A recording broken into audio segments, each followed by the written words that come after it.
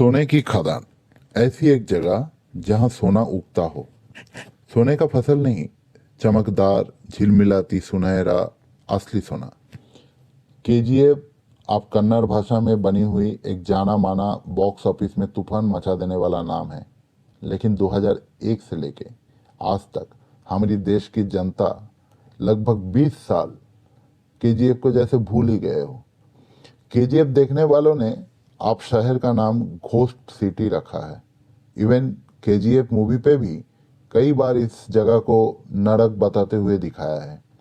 हालांकि अपना गवर्नमेंट को भी केजीएफ को लेके एक समय गर्व से फूले नहीं समाते थे।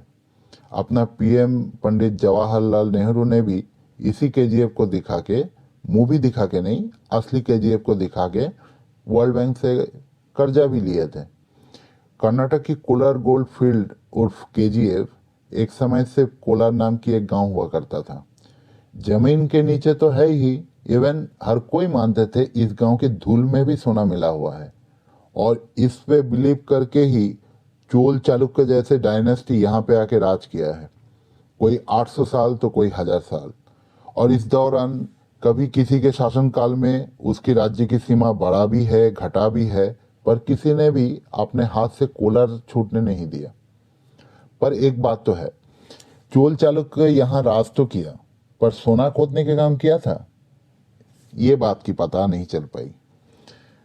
अब अगर ऑफिशियल डॉक्यूमेंट को देखा जाए तो माइकल फिट्जगेराल्ड लवेल नाम की एक रिटायर्ड ब्रिटिश सोल्जर पहली बार जमीन से सोना खोदने के काम शुरू किया। हुआ था ऐसा कि कोलार की जो सोने का इतिहास है, इसको लेके एक ब्रिटिश हिस्टोरियन ने एक बुक लिखा था और वो बुक गलती से मिस्टर माइकल की हाथ लग गई। फिर क्या था, मिस्टर माइकल ने दिन रात एक करके सोना खोदने के काम पे जुट गए और उनके हाथ पहले पहले सफलता भी लगा। बट जैसे कि आप अंदाजा लगा सकते हो, इस काम पे बहुत पैसे की जरूरत पड़ती है और बदकिस्मती से मिस्टर माइकल के पास इतना सारा पैसा था नहीं। फिर उसने केजीएफ को बेच दिया एक British company Taylor and Sons के हाथ। 1818 से लेके इसी कंपनी के साथ शुरू हुई केजीएफ की तरक्की का सिलसिला।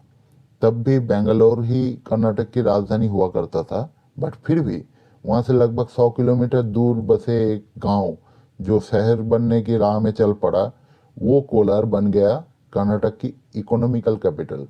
एक तो कर्नाटक की सुहानी मौसम, उस पर मॉडर्न फैसिलिटी, सब कुछ मिला के ये कोलार गांव को उस समय मिनी इंग्लैंड कहना शुरू किया था ब्रिटिश कर्मचारी जो वहां रहते थे। आप मानोगे नहीं, अपना देश में सबसे पहली बिजली का संजोग आया इसी छोटी सी गांव में। देखा जाए तो पूरा एशिया में जापान के टोक्यो के बाद कोलार सेकेंड प्लेस है जहां पे बिजली फैसिलिटी मिला हुआ था। खदान के काम के लिए कावेरी रिवर पे वाटर करंट प्रोजेक्ट बनाया था ब्रिटिश ने और खदान में पानी सप्लाई के लिए एक बड़ा सा झील भी बनवाया गया था।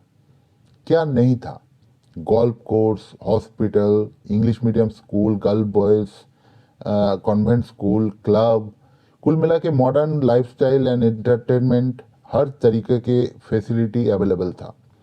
यहाँ ब्रिटिश आर्किटेक्चर की बहुत सारे नमूना देखने को मिलती है। पर इस मिनी इंग्लैंड पे खदान पे काम करने वाले जो लेबर थे ना, उनको घुसना मना था।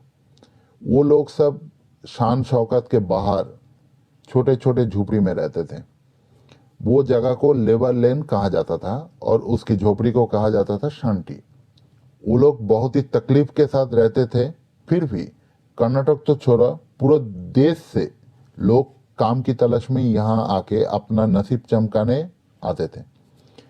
1902 मतलब 1902 साल, हाँ 1902 साल तक अपना देश के 95% जो सोना है इसी इलाके से ही प्रोड्यूस किया जाता था।